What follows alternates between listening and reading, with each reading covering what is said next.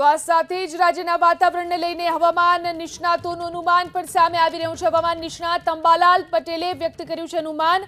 કાલે દક્ષિણ ગુજરાત અને દક્ષિણ સૌરાષ્ટ્રમાં વરસાદની શક્યતા છે। રાજ્યમાં ભારે પવન ફૂંકાય તેવી શક્યતા છે તેમ જણાવ્યું છે। મધ્ય ગુજરાતની અંદર ભારે વરસાદની શક્યતા છે। શરૂઆતના ચોમાસામાં વાવણી લાયક વરસાદની શક્યતા તેઓ જોઈ રહ્યા છે।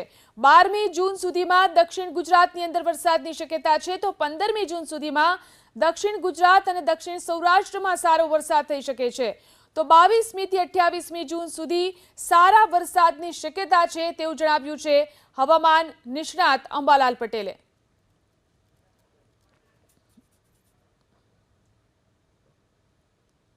ગુજરાતમાં ચોમાસાની શરૂઆત તો તારીખ 12મી જૂન સુધીમાં થઈ જવાની શક્યતા છે, કારણ કે જે મુંબઈ મહારાષ્ટ્રમાં બેઠેલું ચોમાસું એક ગતિના સાથે આગળ વધી રહ્યું છે।